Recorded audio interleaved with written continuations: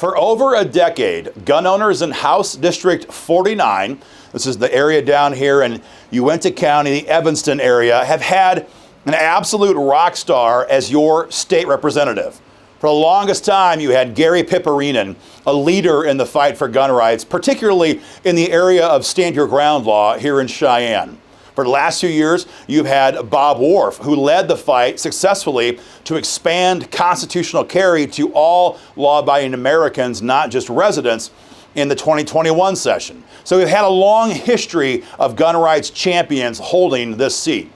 But now, for the first time in a long time, you have an open seat primary. And that's why we're being asked by a lot of gun owners in the Evanston area, who is the pro-gun candidate between Ryan Berger and Vladimir Allred?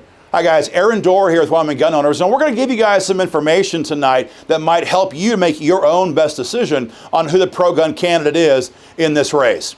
Now, as I just explained, this is an open seat primary, so there's no record to compare when it comes to Ryan or Vladimir. And so in these open seat primaries, we rely heavily on our candidate survey program.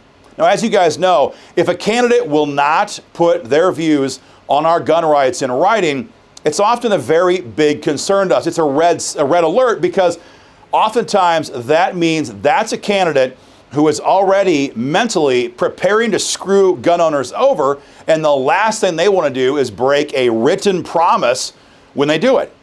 On the contrary, when a candidate does survey and puts their views in writing, and you can see it on our website and look at it yourself, that gives you the power you need to print that survey off, and you can hold that person accountable if they ever betray you down the road.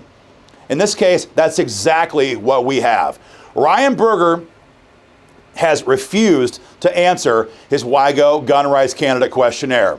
And what that means is that we've no idea where he stands on red flag gun seizures. A lot of you know that just 2 months ago, Joe Biden passed a massive federal gun control bill. Liz Cheney, for example, helped him do it. And tucked in that bill was $750 million that the federal government can use to bribe the states, like us here in Wyoming, into passing red flag gun seizures. It's going to be a real threat in the 2023 session. We asked Ryan Berger, how would you vote on red flags with all that federal money being shaken in your face? He won't answer. We asked him about fixed NICS mental health gun control. How would you vote on this? It comes up every 2 years. We killed it in 2020. It's going to come back up again. He will not answer. The same thing for every question we asked him. Senator Dan Furphy is always pushing for waiting periods here in Cheyenne. How would you vote on waiting periods? Ryan Berger will not tell us.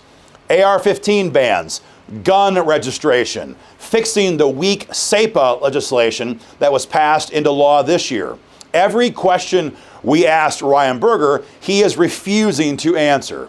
And again, guys, in WIGO's experience, that's a very dangerous sign. Now, you might be asking, why is there a question mark here? Well, we're having a hard time even finding proof that Ryan Berger is a living person. And I'm being somewhat sarcastic, but the guy does not have a Facebook page for his campaign, doesn't have a website for his campaign. We can't find a photograph of Ryan Berger to give you guys.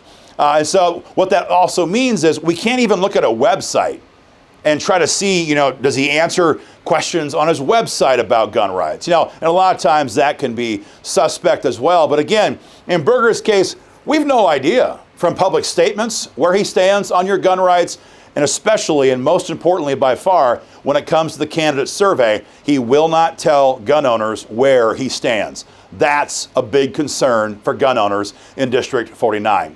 Now, with Vladimir Allred, we have the exact opposite situation. Every question we asked Vladimir, he was 100% pro-gun, loudly, publicly, unashamedly signed that survey 100%. He opposes any form of red flag gun seizures, with Merrick Garland's bribe money or without. He's opposed to red flag gun seizures. Vladimir is opposed to fixed NICS mental health gun control. Vladimir is opposed to waiting periods. He's opposed to the AR-15 ban. He's opposed to any form of a gun registry. And Vladimir Allred knows we need to fix Wyoming's Second Amendment Preservation Act. So guys, with the August 16 primary coming fast, if you're a gun owner in this district, Like I said, there's a lot of history of you guys having a strong champion for gun rights here in Cheyenne. Between these two candidates, like I said, Ryan Berger will not tell anybody where he stands on the record when it comes to gun rights. Now, he might tell you at a forum all of a sudden, oh yes, I'm pro-gun.